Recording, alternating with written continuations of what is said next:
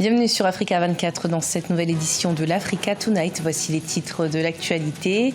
Komi Kouché, arrêté en Espagne, l'ancien ministre béninois est sous le coup d'un mandat d'arrêt international pour des faits liés à la gestion d'une structure de microfinance.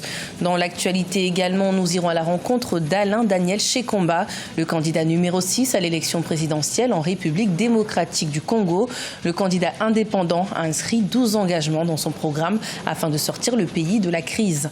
Et puis au Bénin, la 9e édition du Festival international des rituels de danse masquée, le Feridama, s'est tenue du 12 au 16 décembre 2018. En plus des masques béninois, plusieurs œuvres venues d'autres pays du continent ont également été mises à l'honneur. Arrestation de l'ancien ministre béninois Komi Kouché à Madrid en Espagne. Ce dernier sera impliqué dans une affaire liée à la gestion de fonds de microcrédit et un mandat d'arrêt international a été lancé contre lui par la justice de son pays. L'ancien ministre de l'économie sous la présidence de Yahi Boni était en route pour la France afin de rencontrer des membres de la diaspora angeno-ménio. L'ancien ministre béninois Komi Kouché a été arrêté ce vendredi 14 décembre à Madrid par la police espagnole. L'ex-ministre de l'économie sous l'ancien président Boni Yahi était sous le coup d'un mandat d'arrêt international de la justice béninoise dans un dossier lié à sa gestion du Fonds national de microcrédit, structure dont il a été le directeur général de 2008 à 2013. Monsieur Kouché, au niveau national, est en conflit avec le gouvernement de Patrice Talon. S'il y a eu des entraves liées à une tentative de mise en exécution de ce mandat d'arrêt, il va sans dire que cette mise en exécution n'est pas sans arrière-pensée politique. Le mandat d'arrêt avait été lancé contre Komi Kouché à l'époque où il n'était pas encore ministre. Dans cette procédure, il avait été auditionné une première fois, mais il n'aurait pas honoré 2 autres convocations adressées par la justice béninoise. Ça va lui faire une publicité de plus, étant donné que M. Komi Kouché apparaît pour le gouvernement du président Patrice Talon comme un concurrent sérieux en 2021, dont tout est mis en œuvre pour l'écarter de cette concurrence électorale en 2021. Grande figure de l'opposition, l'ancien ministre de l'économie Komi Kouché avait déjà entamé une série de rencontres avec la diaspora béninoise en Amérique du Nord. Il devait d'ailleurs tenir un meeting à Paris en France le jour suivant son arrestation. Et toujours au Bénin, l'Union sociale libérale, le parti de l'homme d'affaires et politique Sébastien Javon, s'est réuni ce 15 décembre à l'occasion d'un congrès extraordinaire. L'occasion aussi pour le parti d'accueillir ses nouveaux partisans. Retour sur l'événement avec notre correspondant Lefty Ounou. Le parti Union sociale libérale de l'homme d'affaires et politique Sébastien Javon a tenu samedi 15 décembre 2018 son congrès extraordinaire de mise en conformité aux dispositions de la nouvelle charte des partis politiques. Le parti a enregistré de nouvelles adhésions de membres fondateurs. Il s'agit entre autres de la Renaissance du Bénin El Soglo, le Parti social-démocrate El Golou. Ensemble avec l'USL, nous allons pouvoir répondre aux attentes de nos populations qui veulent avoir un visage unifié de l'opposition.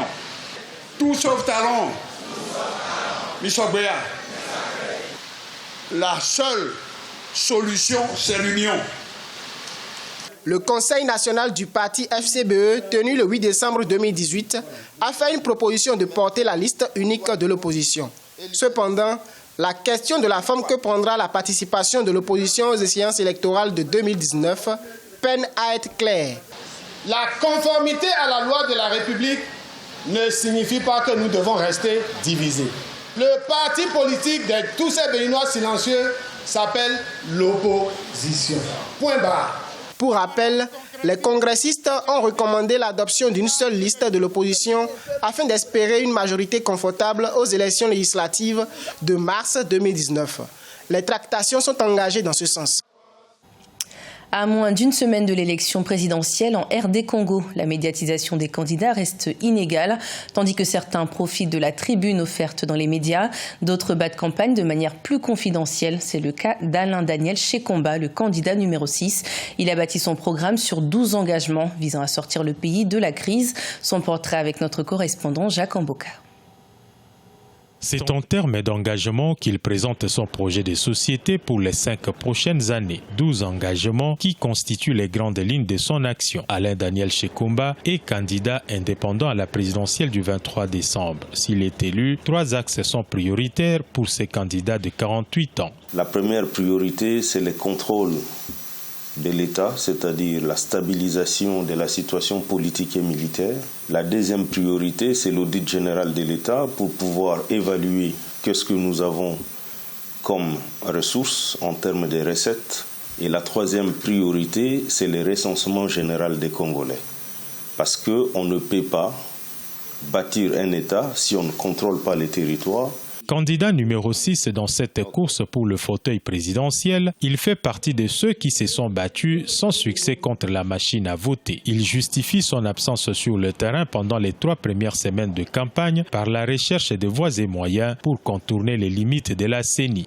Et nous, on n'allait pas, justement, on s'est lancé en campagne sans avoir trouvé des solutions alternatives pour pouvoir contrer cette tricherie qui est déjà organisée. C'est pour ça qu'on a pris du temps à développer des applications comme Tinda PV qui vont permettre aux Congolais de pouvoir s'approprier les PV manuels. Candidat indépendant, Alain Daniel Shekomba n'a pas aligné des candidats à la députation nationale et provinciale. Il réfute ainsi la thèse selon laquelle, pour diriger, il faut avoir une majorité au Parlement. Il affirme que s'il est élu président de la République, tous les députés devront soutenir son projet de société. En Côte d'Ivoire, des électeurs étaient appelés aux urnes ce dimanche 16 décembre à l'occasion des élections municipales et régionales partielles. Des élections reprises dans 2 régions et 6 communes, dont Grand-Bassam. Retour sur le scrutin avec notre correspondant en Côte d'Ivoire, Olivier Conan.